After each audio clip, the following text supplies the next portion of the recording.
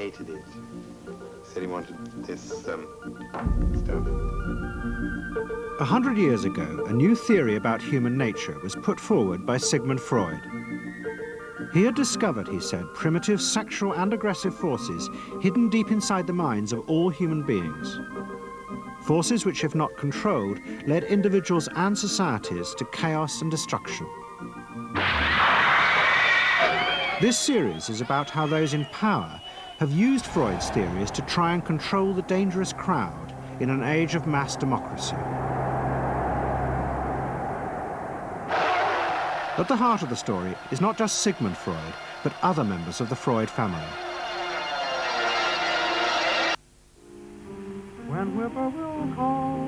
This episode is about Freud's American nephew, Edward Bernays.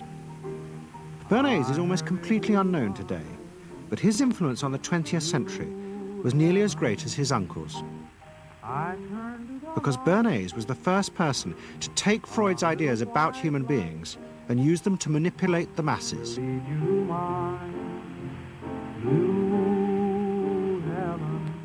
He showed American corporations for the first time how they could make people want things they didn't need by linking mass-produced goods to their unconscious desires. Out of this would come a new political idea of how to control the masses. By satisfying people's inner selfish desires, one made them happy and thus docile. It was the start of the all-consuming self, which has come to dominate our world today.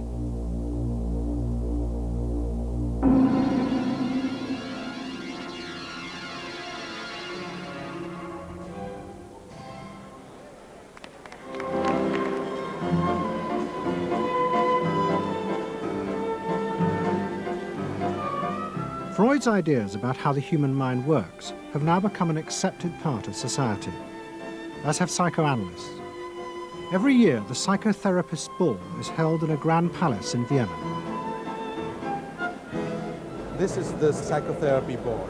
Psychotherapists come, some advanced patients come, or former patients come, and many other people, friends, but also people from the Viennese society who like to go to a nice, elegant, comfortable ball.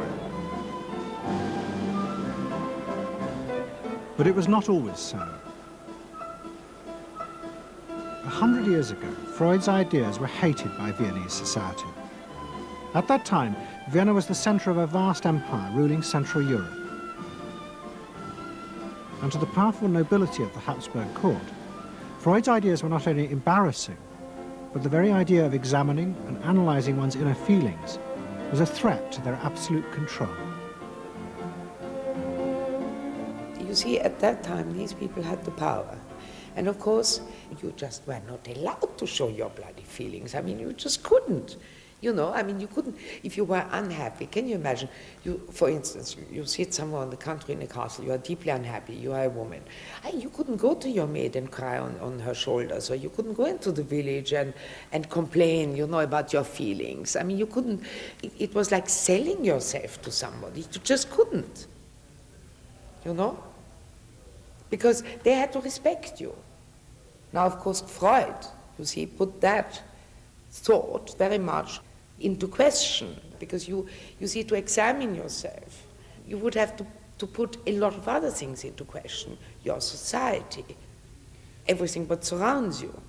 And that wasn't a good thing at that time. Why not? Because your self-created empire, to a certain extent, would have fallen into bits much earlier already. But what frightened the rulers of the empire even more was Freud's idea that hidden inside all human beings were dangerous instinctual drives. Freud had devised a method he called psychoanalysis.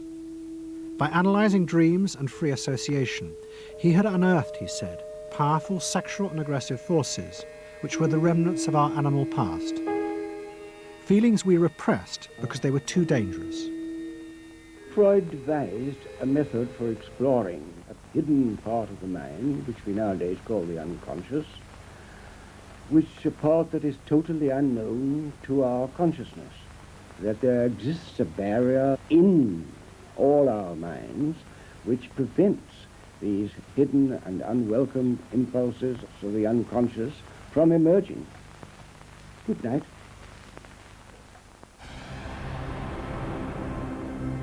In 1914, the Austro-Hungarian Empire led Europe into war. As the horror mounted, Freud saw it as terrible evidence of the truth of his findings. The saddest thing, he wrote, is that this is exactly the way we should have expected people to behave from our knowledge of psychoanalysis. Governments had unleashed the primitive forces in human beings, and no one seemed to know how to stop them.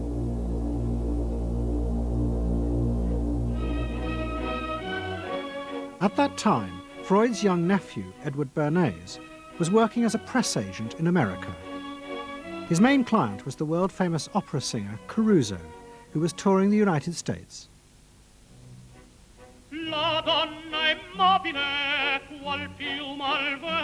Bernays' parents had emigrated to America 20 years before, but he kept in touch with his uncle and joined him for holidays in the Alps. But Bernays was now about to return to Europe for a very different reason. On the night that Caruso opened in Toledo, Ohio, America announced it was entering the war against Germany and Austria. As a part of the war effort, the US government set up a Committee on Public Information, and Bernays was employed to promote America's war aims in the press.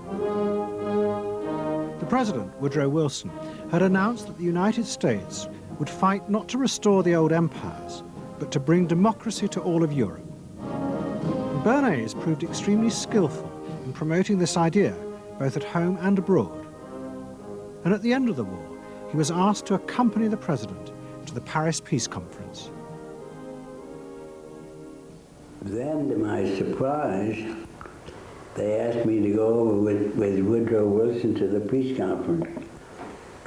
And at the age of 26, I was in Paris for the entire time of the peace conference that was held in the suburb of Paris, and we worked to make the world safe for democracy. That was a big slogan. Wilson's reception in Paris astounded Bernays and the other American propagandists. Their propaganda had portrayed Wilson as a liberator of the people, a man who would create a new world in which the individual would be free. They had made him a hero of the masses. And as he watched the crowds surge around Wilson, Bernays began to wonder whether it would be possible to do the same type of mass persuasion, but in peacetime. When I came back to the United States, I decided that if you could use propaganda for war, you could certainly use it for peace. And propaganda got to be a bad word because of the Germans using it. So what I did was to try to find some other words. So we found the word Council on Public Relations. Bernays returned to New York and set up as a public relations counsel in a small office off Broadway. It was the first time the term had ever been used. Since the end of the 19th century, America had become a mass industrial society, with millions clustered together in the cities. Bernays was determined to find a way to manage and alter the way these new crowds thought and felt. To do this, he turned to the writings of his uncle Sigmund. While in Paris, Bernays had sent his uncle a gift of some Havana cigars. In return, Freud had sent him a copy of his general introduction to psychoanalysis. Bernays read it, and the picture of hidden irrational forces inside human beings fascinated him. He wondered whether he might make money by manipulating the unconscious. What Eddie got from Freud was indeed this idea that there is a lot more going on in human decision-making, not only among individuals, but even more importantly among groups, than this idea that information drives behavior. And so Eddie began to formulate this idea that you had to look at things that would play to people's irrational emotions And you see, that moved Eddie immediately into a different category from other people in his field and most government officials and managers of the day who thought if you just hit people with all this factual information, they would look at that and say, oh, of course. And Eddie knew that was not the way the world worked. Bernays set out to experiment with the minds of the popular classes. His most dramatic experiment was to persuade women to smoke. At that time, there was a taboo against women smoking, and one of his early clients, George Hill, the president of the American Tobacco Corporation, asked Bernays to find a way of breaking it. He said, we're losing half of our market because men have invoked a taboo against women smoking in public. Can you do anything about that? I said, let me think about it. And then I said, have I your permission to see a psychoanalyst to find out what cigarettes mean to women? He said, what'll it cost? So I called up Dr. Brill, A.A. Brill, who was a leading psychoanalyst in New York at that time. How come you didn't call your uncle? Why didn't you call your uncle? Because he was in Vienna. A.A. Brill was one of the first psychoanalysts in America, and for a large fee he told Bernays that cigarettes were a symbol of the penis and of male sexual power. He told Bernays that if he could find a way to connect cigarettes with the idea of challenging male power, then women would smoke, because then they would have their own penises. Every year, New York held an Easter Day parade to which thousands came, and Bernays decided to stage an event there. He persuaded a group of rich debutantes to hide cigarettes under their clothes. Then they should join the parade, and at a given signal from him, they were to light up the cigarettes dramatically. Bernays then informed the press that he had heard that a group of suffragettes were preparing to protest by lighting up what they called torches of freedom. He knew this would be an outcry, and he knew that all of the photographers would be there to capture this moment. And so he was ready with a phrase which was torches of freedom. And so here you have a symbol, women, young women, debutantes, smoking a cigarette in public with a phrase that means anybody who believes in this kind of equality pretty much has to support them in the ensuing debate about this, because torches of freedom. I mean, what's on all American coins? It's liberty. She's holding up the torch. You see, and so all of this is there together. There's emotion, there's memory, there's a rational phrase, even though it's using a lot of emotional elements. It's a phrase that works in a rational sense. All of this is together. And so the next day, this was not just in all of the New York papers, it was across the United States and around the world. And from that point forward, the sale of cigarettes to women began to rise. He had made them socially acceptable with a single symbolic act. What Bernays had created was the idea that if a woman smoked, it made her more powerful and independent, an idea that still persists today. Embrace me, my sweet embrace. It made him realize that it was possible to persuade people to behave irrationally if you link products to their emotional desires and feelings. The idea that smoking actually made women freer was completely irrational, but it made them feel more independent. It meant that irrelevant objects could become powerful emotional symbols of how you wanted to be seen by others. Eddie Bernays saw the way to sell product was not to sell it to your intellect, that you ought to buy an automobile, but that you will feel better about it if you have this automobile. I think he originated that idea, that they weren't just purchasing something, but they were engaging themselves emotionally or personally in the product or service. That it's not, you think you need a new piece of clothing, but you'll feel better with the piece of clothing. That was his contribution in a very real sense. We see it all over the place today, but I think he originated the idea of the emotional connect to a product or service. What Bernays was doing fascinated America's corporations. They had come out of the war rich and powerful, but they had a growing worry. The system of mass production had flourished during the war, and now millions of goods were pouring off production lines. What they were frightened of was the danger of overproduction, that there would come a point when people had enough goods and would simply stop buying. Up until that point, the majority of products were still sold to the masses on the basis of need. While the rich had long been used to luxury goods, for the millions of working-class Americans, most products were still advertised as necessities. Goods like shoes, stockings, even cars were promoted in functional terms for their durability. The aim of the advertisements was simply to show people the product's practical virtues, nothing more.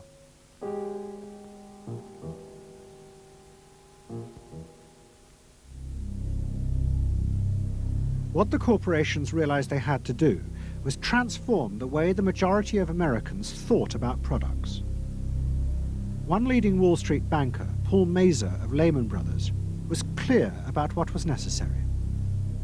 We must shift America, he wrote, from a needs to a desires culture. People must be trained to desire, to want new things even before the old have been entirely consumed. We must shape a new mentality in America. Man's desires must overshadow his needs. Prior to that time, there was no American consumer. There was the American worker, and there was the American owner, and they manufactured and they saved and they ate what they had to, and the people shopped for what they needed. And while the very rich may have bought things they didn't need, most people did not. And Mazur envisioned a break with that, where you would have things that you didn't actually need, but you wanted, as opposed to needed. And the man who would be at the center of changing that mentality for the corporations was Edward Bernays. Bernays really is the guy within the United States, more than anybody else, who sort of brings to the table psychological theory as something that is an essential part of how, from the corporate side, of how we are going to appeal to the masses effectively. And the whole sort of merchandising establishment and sales establishment is ready for Sigmund Freud. I mean, they are ready for understanding what motivates the human mind. And so that there's this real openness to Bernays' techniques being used to sell products to the masses. Beginning in the early 20s, the New York banks funded the creation of chains of department stores across America. They were to be the outlets for the mass-produced goods, and Bernays' job was to produce the new type of customer. Bernays began to create many of the techniques of mass consumer persuasion that we now live with. He was employed by William Randolph Hearst to promote his new women's magazines, and Bernays glamorized them by placing articles and advertisements that linked products made by others of his clients to famous film stars like Clara Bow, who was also his client. Bernays also began the practice of product placement in the movies, and he dressed the stars at the film's premieres with clothes and jewelry from other firms he represented. He was, he claimed, the first person to tell car companies they could sell cars as symbols of male sexuality. He employed psychologists to issue reports that said products were good for you and then pretended they were independent studies. He organized fashion shows in the department stores and paid celebrities to repeat the new and essential message: you bought things not just for need, but to express your inner sense of yourself to others. There's a psychology of dress. Have you ever thought about it? How it can express your character? You all have interesting characters, but some of them are all hidden. I wonder why you all want to dress always the same, with the same hats and the same coats. I'm sure all of you are interesting and have wonderful things about you, but looking at you in the street, you all look so much the same. And that's why I'm talking to you about the psychology of dress. Try and express yourselves better in your dress. Bring out certain certain things that you think are hidden. I wonder if you've thought of this angle of your personality. I'd like to ask you some questions. Why do you like short skirts? Oh, because there's more to see. More to see, eh? What good does that do you? What's my answer? It makes you more attractive. Does? In 1927, an American journalist wrote, "A change has come over our democracy. It is called consumptionism.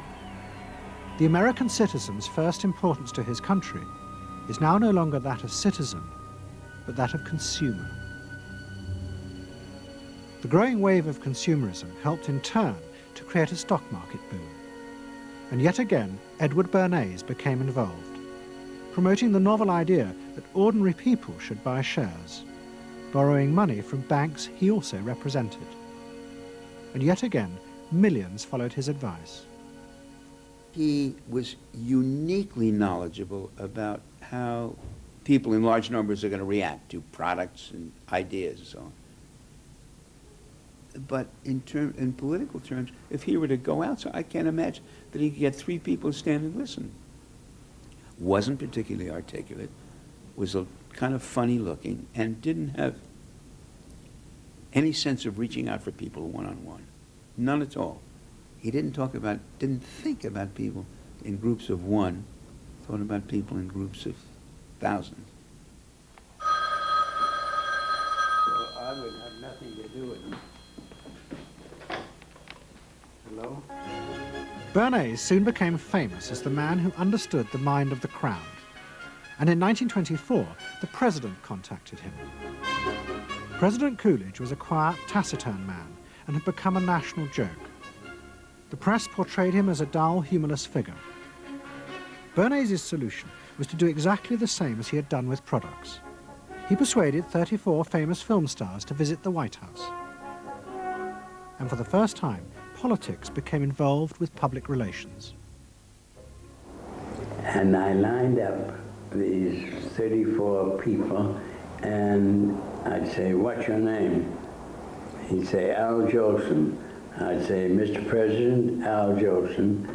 Next day, every newspaper in the United States had a front page story. President Coolidge entertains actors at White House. And the Times had a headline which said, "President nearly laughed." And everybody was happy. But while Bernays became rich and powerful in America, in Vienna his uncle was facing disaster. Like much of Europe, Vienna was suffering an economic crisis and massive inflation, which wiped out all of Freud's savings. Facing bankruptcy, he wrote to his nephew for help. Bernays responded by arranging for Freud's works to be published for the first time in America, and began to send his uncle precious dollars, which Freud kept secretly in a foreign bank account. He was Freud's agent, if you will, to get his books published. Well, of course, once the books were being published, Eddie couldn't help himself but promote these books, see that everybody read them, make them controversial, emphasize the fact that, do you know what Freud says about sex and what he says cigarettes are a symbol of and so on and so forth? How do you suppose all those stories got out? Certainly the academics weren't spreading these around the country. Eddie Bernays was. Then, when Freud became accepted, well then, of course, to go to a client and say, "Well, Uncle Siggy," see, then that had some cachet. But notice there, first Eddie created Uncle Siggy in the U.S., made him acceptable, secondly, and thirdly, then capitalized on Uncle Siggy. Typical Bernays performance. Bernays also suggested that Freud promote himself in the United States. He proposed his uncle write an article for Cosmopolitan, a magazine that Bernays represented, entitled "A Woman's Mental Place in the Home." Freud was furious. Such an idea, he said, was unthinkable. It was vulgar, and anyway, he hated America. Freud was now becoming increasingly pessimistic about human beings. In the mid-20s, he retreated in the summers to the Alps, sometimes staying in an old hotel, the Pension Moritz in Berchtesgaden. It is now a ruin. Freud began to write about group behavior, about how easily the unconscious aggressive forces in human beings could be triggered when they were in crowds. Freud believed he had underestimated the aggressive instincts in human beings. They were far more dangerous than he had originally thought. After World War I, Freud was basically a pessimist. He felt that man is an impossible creature, a very, very sadistic and bad species, and did not believe that man can be improved. Man is a ferocious animal, the most ferocious animal that exists. They enjoy torturing and killing, and he didn't like man. The publication of Freud's works in America had an extraordinary effect on journalists and intellectuals in the 1920s. What fascinated and frightened them was the picture Freud painted of submerged, dangerous forces lurking just under the surface of modern society. Forces that could erupt easily to produce the frenzied mob which had the power to destroy even governments. It was this they believed had happened in Russia. To many, this meant that one of the guiding principles of mass democracy was wrong, the belief that human beings could be trusted to make decisions on a rational basis. The leading political writer, Walter Lippmann, argued that if human beings were in reality driven by unconscious, irrational forces, then it was necessary to rethink democracy. What was needed was a new elite who could manage what he called the bewildered herd. This would be done through psychological techniques that would control the unconscious feelings of the masses. So here you have Walter Lippmann, probably the most influential political thinker in the United States, who is essentially saying that the basic mechanism of the mass mind is unreason, is irrationality, is animality. He believes that the mob in the street, which is how he sees ordinary people, are people who are driven not by their minds but by their spinal cords. The notion of kind of animal drives, unconscious instinctual drives lurking beneath the surface of civilization. And so they started looking towards psychological science as a way of understanding the mechanisms by which the popular mind works, specifically with the goal of figuring out how to understand how to apply those mechanisms to strategies for social control. Edward Bernays was fascinated by Lippmann's arguments and also saw a way to promote himself by using them. In the 1920s, he began to write a series of books which argued that he had developed the very techniques Lippmann was calling for. By stimulating people's inner desires and then sating them with consumer products, he was creating a new way to manage the irrational force of the masses. He called it the engineering of consent. Democracy, to my father, was a wonderful concept, but I don't think he felt that all those publics out there had reliable judgment, and that they very easily might vote for the wrong man or want the wrong thing, so that they had to be guided from above. It's enlightened despotism in a sense. You appeal to their desires and their unrecognized longings, that sort of thing. That you can tap into their deepest desires or their deepest fears and use that to your own purposes. And then, in 1928, a president came to power who agreed with Bernays. President Hoover was the first politician to articulate the idea that consumerism had become the central motor of American life. After his election, he told a group of advertisers and public relations men, "You have taken over the job of creating desire and have transformed people into constantly moving happiness machines. machines which have become the key to economic progress.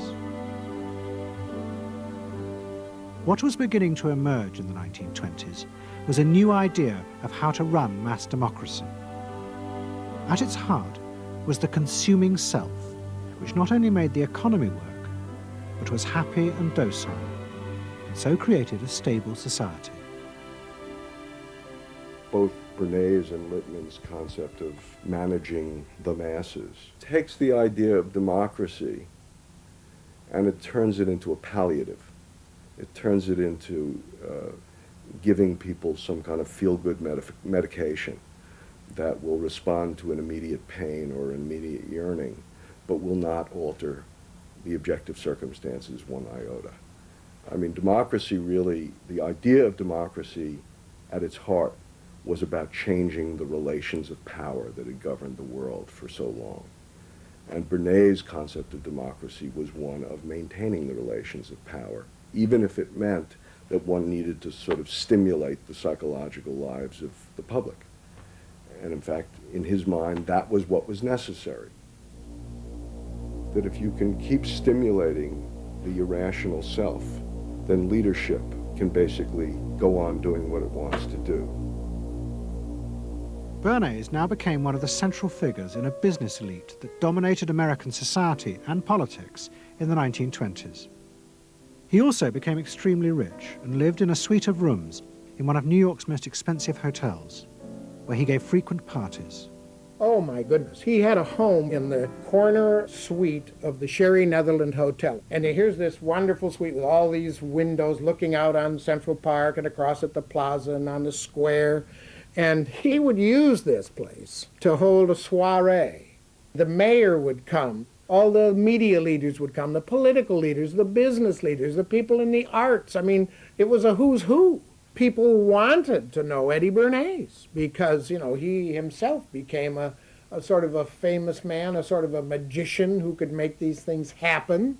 He knows everybody. He knows the mayor and he knows the senator and he calls politicians on the telephone as if he did get literally a high or a bang out of doing what he did. And that's fine, but it can be a little hard on the people around you, especially when you make other people feel stupid. People who worked for him were stupid, and children were stupid, and if people did things in a way that he wouldn't have done them, they were stupid. It was a word that he used over and over and over, dope and stupid. And the masses? They were stupid.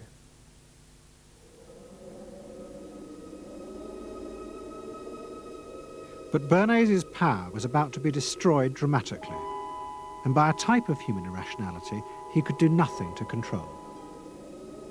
At the end of October 1929, Bernays organised a huge national event to celebrate the 50th anniversary of the invention of the light bulb. President Hoover, the leaders of major corporations, and bankers like John D. Rockefeller were all summoned by Bernays to celebrate the power of American business. But even as they gathered, news came through that shares on the New York Stock Exchange were beginning to fall catastrophically.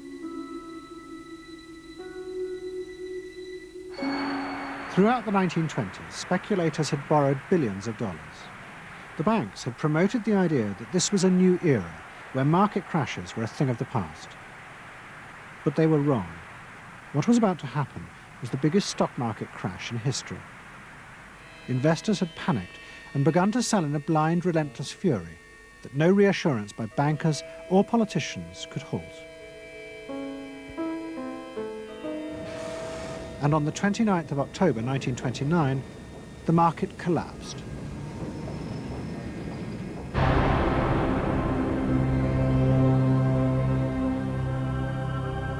The effect of the crash on the American economy was disastrous.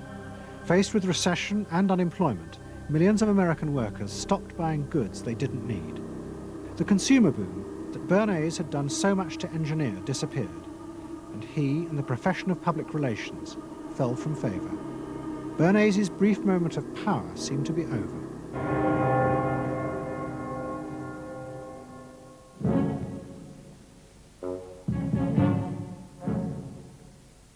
The The effect of the Wall Street crash on Europe was also catastrophic.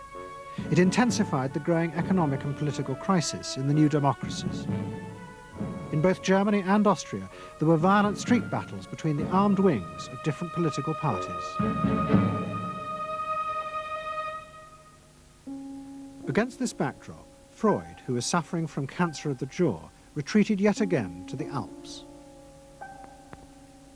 He wrote a book called Civilization and Its Discontents. It was a powerful attack on the idea that civilization was an expression of human progress. Instead, Freud argued, civilization had actually been constructed to control the dangerous animal forces inside human beings. What was implicit in Freud's argument was that the ideal of individual freedom, which was at the heart of democracy, was impossible. Human beings could never be allowed to truly express themselves because it was too dangerous. They must always be controlled and would thus always be discontent.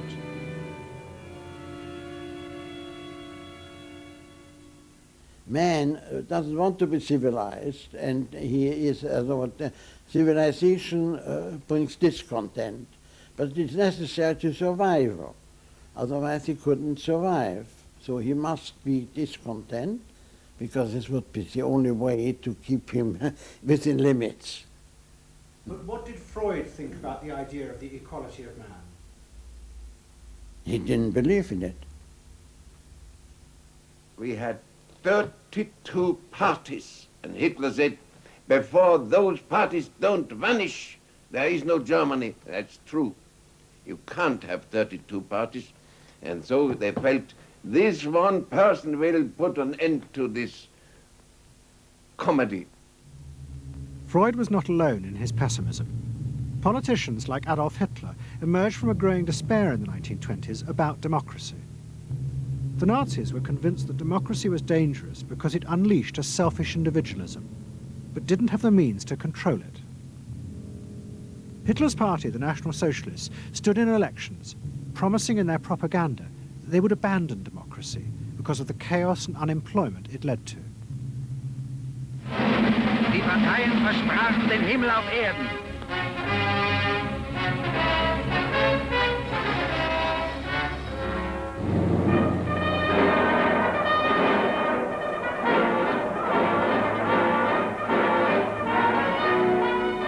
In March 1933, the National Socialists were elected to power in Germany, and they set out to create a society that would control human beings in a different way.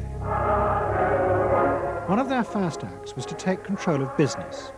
The planning of production would in future be done by the state. The free market was too unstable, as the crash in America had proved. Workers' leisure time was also planned by the state through a new organization called Strength Through Joy. One of its mottos was service, not self.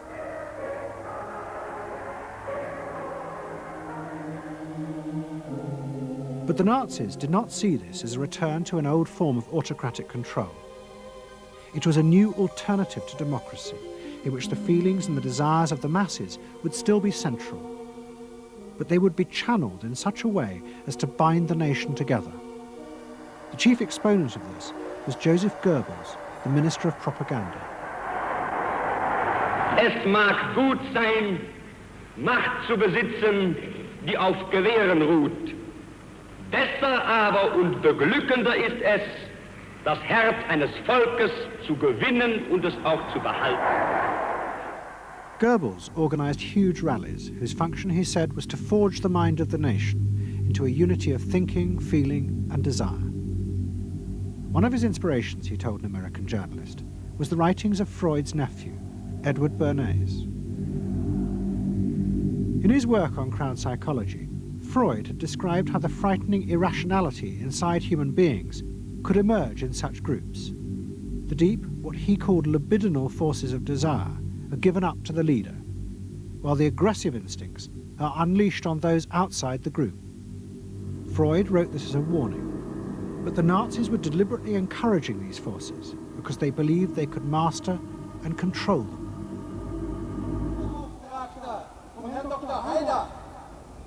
Well, Freud was saying that masses are bound by libidinal forces. They love each other and delegate their ideas and their feelings to the chap on top. What are libidinal forces? What are libidinal forces? Well, forces of love. Not hate? No, hate is delegated to the others outside.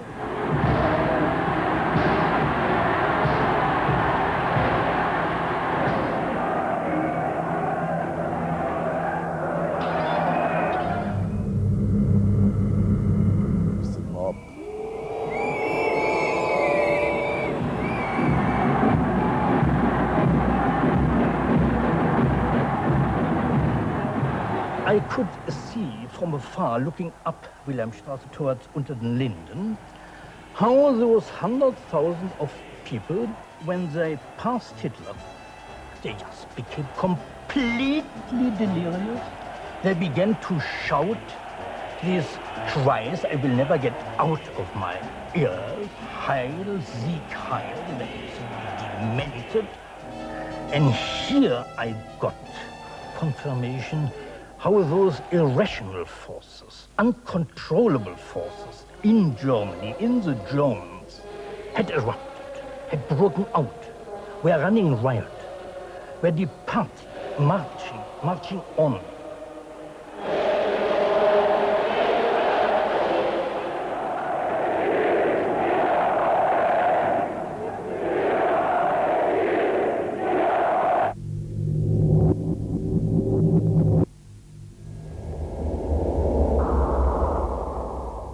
And in America too, democracy was under threat from the force of the angry mob. The effect of the stock market crash had been disastrous. There was growing violence as an angry population took out their frustration on the corporations who were seen to have caused this disaster. Then, in 1932, a new president was elected who was also going to use the power of the state to control the free market. But his aim was not to destroy democracy, but to strengthen it.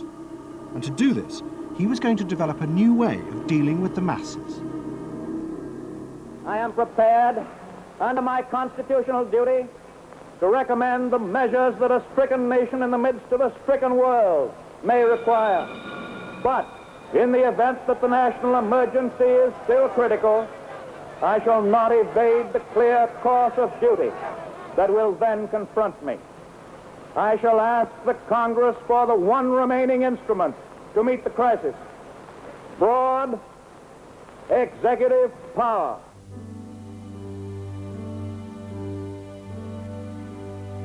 It was the start of what would become known as the New Deal. Roosevelt assembled a group of young technocrats and planners in Washington. He told them that their job was to plan and run giant new industrial projects for the good of the nation.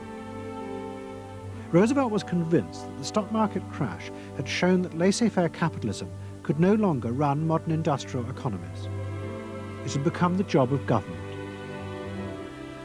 Big business was horrified, but the New Deal attracted the admiration of the Nazis, especially Joseph Goebbels. Wir betrachten die wirtschaftliche Entwicklung in Amerika mit dem allergrößten positiven Interesse. Und wir sind dort der festen Überzeugung, dass Präsident Roosevelt und seine Berater auf dem richtigen Wege sind. Es handelt sich in der Tat um das größte wirtschaftliche und soziale Problem aller Zeiten. Die vielen Millionen Arbeitslosen, die ihre Plätze an den Maschinen und in den Kontoren verloren haben, wieder an ihre alten Arbeitsstellen zurückzuführen. Das kann nicht allein der privaten Initiative überlassen werden. Ausschlaggebend ist, dass die öffentliche Hand mit positiven Maßnahmen eingreift. But although Roosevelt, like the Nazis, was trying to organize society in a different way, unlike the Nazis, he believed that human beings were rational and could be trusted to take an active part in government. Roosevelt believed it was possible to explain his policies to ordinary Americans and take into account their opinions. To do this, he was helped by the new ideas of an American social scientist called George Gallup. favorite reading of New Deal Washington, the survey of U.S. public opinion. From offices at Princeton, New Jersey, a famed statistician, Dr. George Gallup, tells Washington from week to week what the nation is thinking. And in New York, Fortune magazine's analyst, Elmo Roper, compiles for publication a continuous record of the nation's approval or disapproval of how the country is being run. Gallup and Roper rejected Bernays' view that human beings were at the mercy of unconscious forces and so needed to be controlled. Their system of opinion polling was based on the idea that people could be trusted to know what they wanted. They argued that one could measure and predict the opinions and behaviour of the public if one asked strictly factual questions and avoided manipulating their emotions. Well, how about this one? Do you think Franklin D. Roosevelt's New Deal has been bad for the nation in general? No, that question's loaded. It automatically suggests an answer. Well, how about this? Is your present feeling toward President Roosevelt one of general approval or general disapproval? That's better. Prior to scientific polling, the view of many people was that you couldn't trust public opinion. It was irrational, that it was ill-informed, it was chaotic, unruly, and so forth. And so that opinion should be dismissed. But with scientific polling, I think it established very clearly that people are rational, that they do make good decisions, and this offers democracy a chance to be truly informed by the public, giving everybody a voice in the way the country is run. I know my father wouldn't necessarily say the voice of the public is the voice of God, but he did feel very much that the voice of the people is a rational voice and should be heard. What Roosevelt was doing was forging a new connection between the masses and politicians. No longer were they irrational consumers who were managed by sating their desires. Instead, they were sensible citizens who could take part in the governing of the country. In 1936, Roosevelt stood for re-election. He promised further control over big business. To the corporations, it was the beginning of a dictatorship.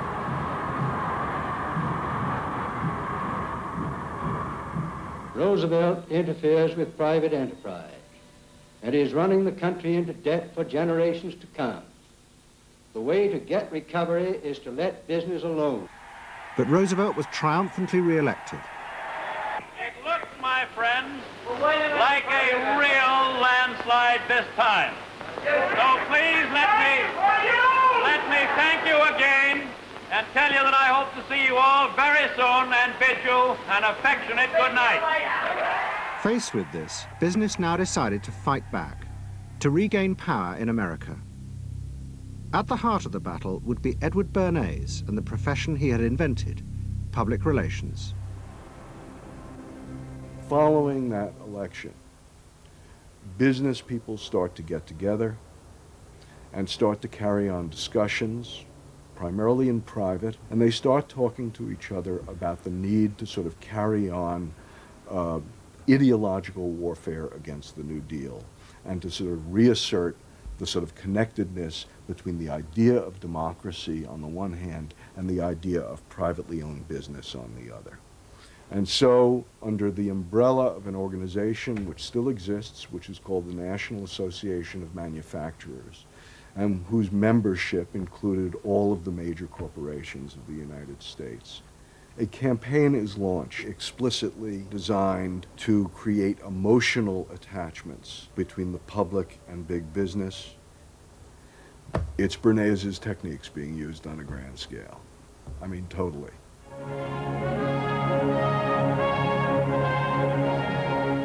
The General Motors Parade of Progress, traveling the high roads and byroads of America, bringing to millions of Americans in their own hometown the fascinating story behind modern industry, showing... The campaign set out to show dramatically that it was business, not politicians, who had created modern America. Better mode of living for all of us. Bernays was an advisor to General Motors, but he was no longer alone. The industry he had founded now flourished as hundreds of public relations advisors organized a vast campaign. They not only used advertisements and billboards, but managed to insinuate their message into the editorial pages of the newspapers. It became a bitter fight. In response to the campaign, the government made films that warned of the unscrupulous manipulation of the press by big business. And the central villain was the new figure of the public relations man. They tried to achieve their ends by working entirely behind the scenes, corrupting and deceiving the public. The aims of such groups may be either good or bad, so far as the public interest is concerned, but their methods are a grave danger to democratic institutions. The films also showed how the responsible citizen could monitor the press themselves. They could create a chart that analyzed the reporting for signs of hidden bias. But such earnest instruction was to be no match for the powerful imagination of Edward Bernays. He was about to help create a vision of the utopia that free market capitalism would build in America if it was unleashed.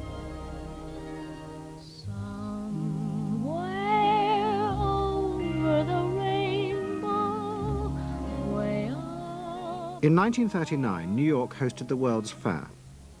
Edward Bernays was a central advisor. He insisted that the theme be the link between democracy and American business.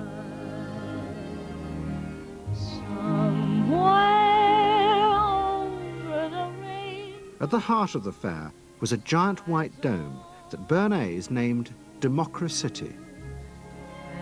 And the central exhibit was a vast working model of America's future, constructed by the General Motors Corporation. To my father, the World's Fair was an opportunity to keep the status quo, that is, capitalism, in a democracy. Democracy and capitalism, that marriage, right, linking, just like that. He did that by manipulating people and getting them to think that you couldn't have real democracy in anything but a capitalist society, which was capable of doing anything, of creating these wonderful highways, of making, moving pictures inside everybody's house, of telephones that didn't need cords, of sleek roadsters. I mean, it was consumerist, but at the same time, you inferred that in a funny way, democracy and capitalism went together. The World's Fair was an extraordinary success and captured America's imagination. The vision it portrayed was of a new form of democracy, in which business responded to people's innermost desires in a way politicians could never do. But it was a form of democracy that depended on treating people not as active citizens, as Roosevelt did, but as passive consumers.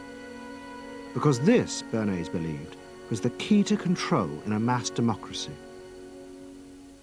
It's not that the people are in charge, but that the people's desires are in charge. The people are not in charge. The people exercise no decision-making power within this environment. So democracy is reduced from something which assumes an active citizenry to the idea of the public as passive consumers. Driven primarily by instinctual or unconscious desires, and that if you can in fact trigger those needs and desires, you can get what you want from them. But this struggle between the two views of human beings as to whether they were rational or irrational was about to be dramatically affected by events in Europe.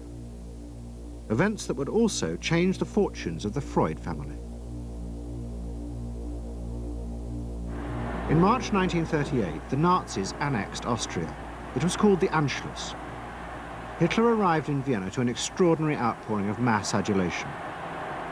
But even as he drove through the city, behind the scenes, the Nazis were systematically whipping up and unleashing the hatred of the crowd against the enemies of the new Greater Germany. The Anschluss was a kind of explosion of terrible hatred against the enemies, so-called enemies, or whatever they considered enemies, against the Jews totally, and also against a lot of very decent Austrians who had opposed the Nazis in Austria. They said it's legitimate now, you can do what you want, so they did it. Stealing, robbing and killing, I can't say it otherwise. And human depravity, of course, is always very near to normal behavior. It can change very quickly.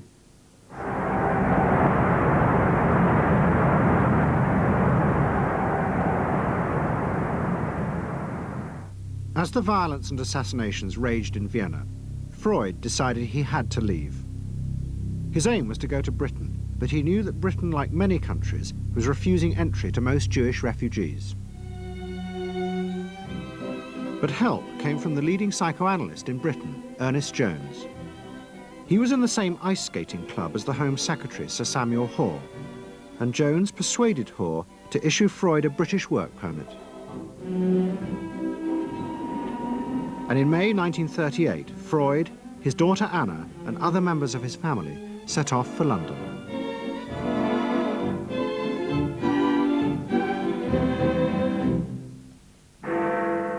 Freud arrived in London as Britain was preparing for war, and he settled with his daughter Anna in a house in Hampstead.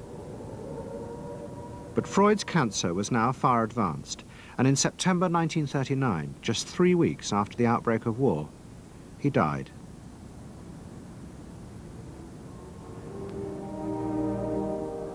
The Second World War would utterly transform the way governments saw democracy and the people they governed.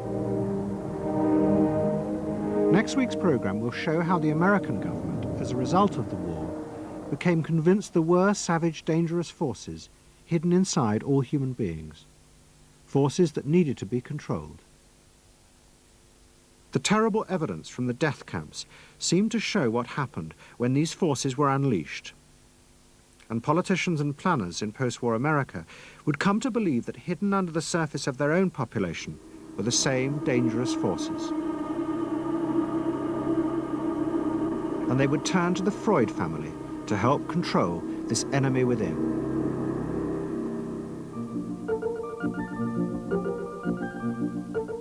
And ever adaptable, Edward Bernays would work not just for the American government, but the CIA. And Sigmund Freud's daughter, Anna, would also become powerful in the United States because she believed that people could be taught to control the irrational forces within them.